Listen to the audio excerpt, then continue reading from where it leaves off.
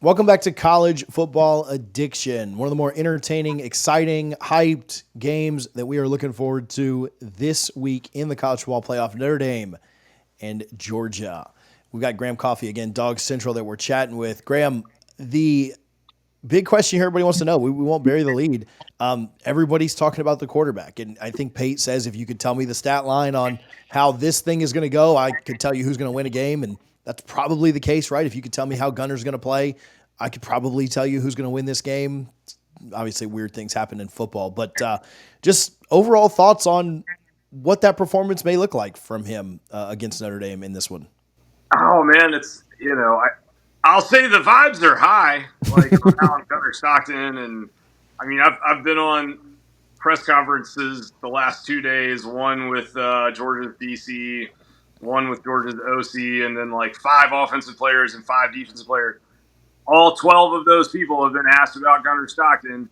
All 12 of those people had their own story of I forgot something in the facility. I came back at 10 o'clock at night. Gunner's in there watching film, that kind of stuff. That has always been the rap on him. Like 2 years ago, it was, I was told two dudes who watch the most film on this team are Brock Bowers and Gunner Stockton. And I was like, well, why is Gunner Stockton? It's like he's not playing. Now he is. So I think that he will be prepared. I also just think he's going up against a good defense, and Georgia's wide receivers have not been the greatest at creating separation this year. So, do I think he's going to come out there and make a bunch of like tight window throws and kind of win this football game with his arm? Probably not. It feels to me like a game where Georgia's defense needs to play well enough to where its offense doesn't get put into a situation where it is kind of playing from behind and putting Stockton into a bunch of obvious passing downs where Notre Dame can start, drawing up a bunch of simulated pressures and kind of fooling him because protecting the football, I think, is going to be the biggest question. And for me, it's less with him about can he make these big hero throws and more about just how many turnovers is he going to have the other day. If you say one or less, I think Georgia's got a really good shot to win this football game. And his legs do bring an added aspect to this offense that Georgia really has not had in quite a while. And I think that will help the running game against a Notre Dame defense that, at least statistically, is really, really good against the run. Do you, do you think they come out early trying to utilize his athleticism, his legs, or is Yeah. that something they maybe hold back and save depending on how the game's going? Certainly Kirby's been the best in the country at halftime adjustments. And how much do they want to have a backup go out there and against a really good defense, maybe be taking some shots, taking some hits, and using that athleticism? No, I mean, I think they feel good about their backup. They've got Jaden Rashada and Ryan Puglisi behind Stockton. Both those guys were, 5-star-ish kind of players or high 4-star players. Like, they're prepared. They like them. So I think that they're going to let Stockton go out there and use his legs.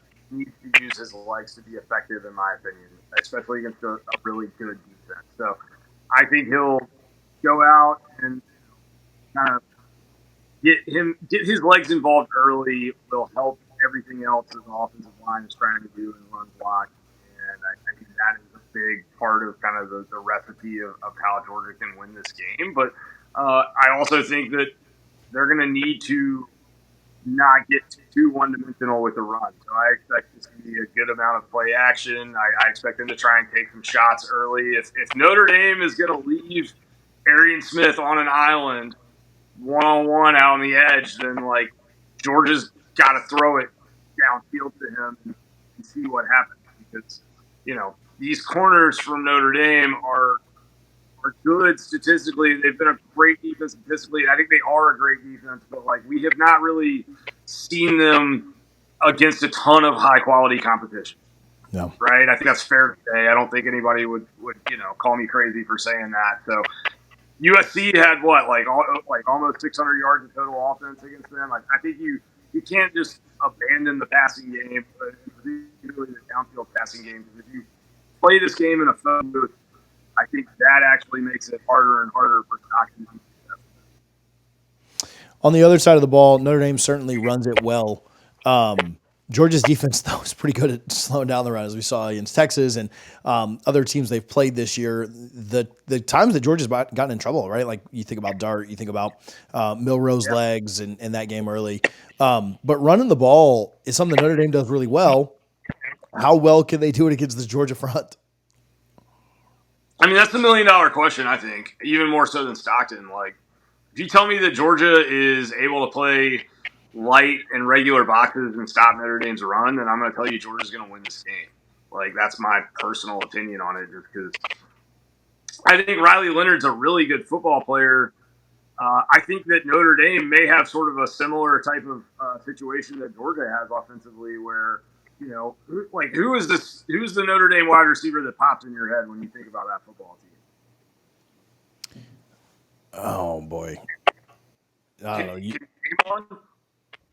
know. No. Hey, that's my point. That's no, my like point. Auto. I'm scrambling for an answer, and I'm like, yeah, there's no auto answer. Yeah. I mean, like last time Georgia played Notre Dame, they had Chase Claypool and Cole Kmet, who was a Mackey Award winner, running around out there. Like this is different than that. And that game, Notre Dame had Ian Book under center. I think Riley Leonard is a very similar quarterback to what Ian Book was in terms of a very elusive guy in the pocket, can extend plays. Leonard, I think, is a tougher runner, a better runner.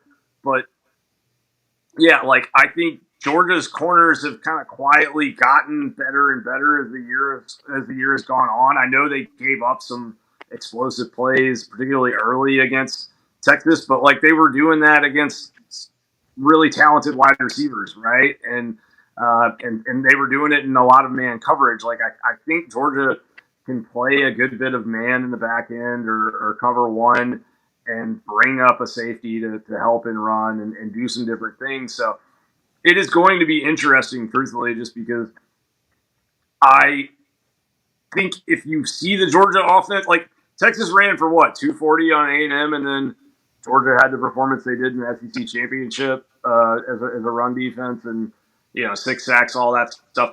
I don't think they're going to be able to get to Riley Leonard that many times from a sack perspective, but like I do think that Georgia's defense has gotten healthy. They've gotten guys back in the middle of their defensive line. Like they should show up and play motivated. And usually when Georgia plays motivated, they play very, very well. I know that they gave up what they did to Georgia Tech and UMass and all of that stuff. Those were also games they kind of showed up looking a little sleepy and on their back foot. Like I expect them to come out on their toes for a playoff game. Yeah, this feels like it'll be the antithesis of the Oregon-Ohio State matchup. more defense, more slow, grinded out, run the ball. Notre Dame losing Mills in the middle of their defensive line, I think, is a big deal. And a Georgia rushing attack that's been up and down this year, but certainly what they've been known for over the last half decade or so. Do you think that helps Georgia? I mean, certainly it helps, but how effective will Georgia's rushing attack be in this one? I think that Georgia will be able to run the ball because of the added quarterback run element. Basically, freeing up an extra gap or an extra blocker, however you want to phrase that. ETN has been kind of the shot in the arm for this run game all year. Like, if he's on the field, it tends to go much better than if he's not.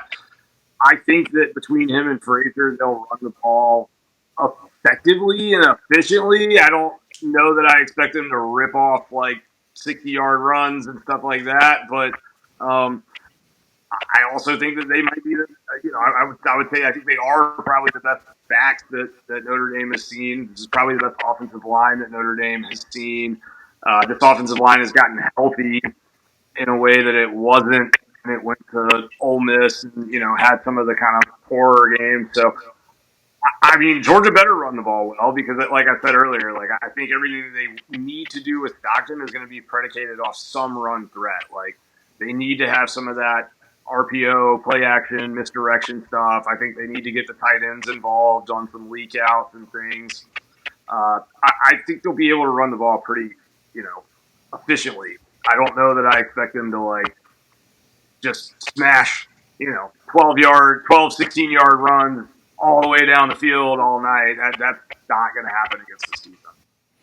One thing I think Georgia's done really well, or other teams have struggled with, I mean, probably some combination of both, but you think about the Kentucky game, how it felt like they left so many points out there in the first half. You think about the Texas game, right? Texas left a lot of points out there in the first half. If Texas goes to the half with like a 13-3 lead or whatever, right? Like if they took advantage of some of I don't know that I don't know that Stockton does lead them to a victory. Now, again, I don't know how wise it is to doubt Kirby in any situation ever, but that's something I look at too. If Notre Dame leaves some points on the field, if Georgia can continue to bow up in the red zone, Notre Dame's had some red zone struggles this year and not been elite there by any means. I think they've been average to good. So it does seem to click on a little bit more for Georgia's defense when they get in that red zone. Obviously, things are more constricted. There's just a space element that is a little bit of an issue. But yeah, this feels like a game that if Notre Dame is going to win, they probably need to go to the half with a 7 to 10 point lead, because it just always feels like in second halves, the adjustments, the way that defense plays late, the way the running game gets better late, really leans Georgia's way. It does, for sure. And I think for Notre Dame, that's where the wide receiver thing may be a real problem for them, because just Georgia's got 4 dudes on their roster right now who will be NFL corners. A couple of them we barely ever see. And they're going to see these Notre Dame receivers. And I mean, they've worked Chris Cole into this rotation really as kind of a guy who almost exclusively covers tight ends and takes care of that, that position, and did it really well against Gunnar Helm twice from Texas, even though he's a true freshman linebacker.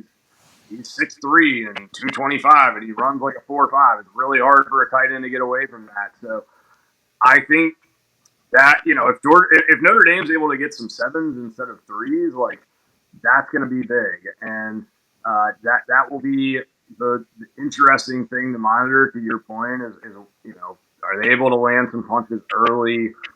Georgia has had extra rest.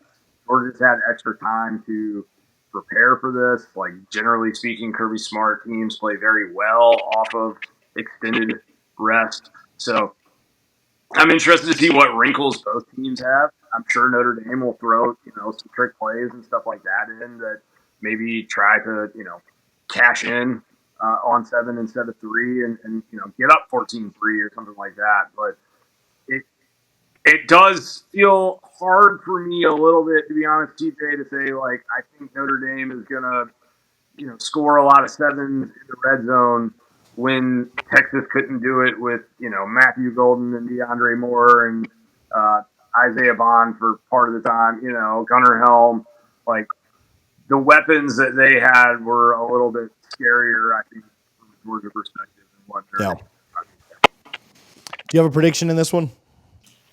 Yeah, it's hard to reconcile the idea for me that this is going to be this defensive first, run the ball style football game that a lot of people seem to be thinking Notre Dame is going to win like 24-21 when it's Georgia who's been in all these close games this year and pulled them out. But it's also like, this is a Kirby Smart, like, dream type of game, right? Like, we're going to, play conservative and we're going to run the football and we're going to play a bunch of defense. And generally those types of, like, low-scoring games are games that Georgia wins.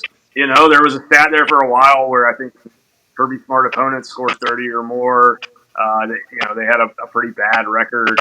That has changed a lot the last 2 to 3 years. But it's hard for me to say you're going to come in and beat Georgia in a we're going to stop the run and play defense and run the football kind of game. That just feels like vintage UGA to me. Graham, where can people follow you? Where can they get more of your content, man? Yeah, check me out on Twitter at Graham Coffey DC. As far as my UGA coverage, dogcentral.com. We'll have tons of intel and free articles and subscriber practice report type stuff leading up to the game. So we are doing a little new member special here through the end of the kind of holiday season. So if you're watching this and you've been watching me and TJ all year long, you want to check us out, please do. Awesome. Thanks, man. Have fun at the game. Yeah. Good luck. Thanks, buddy.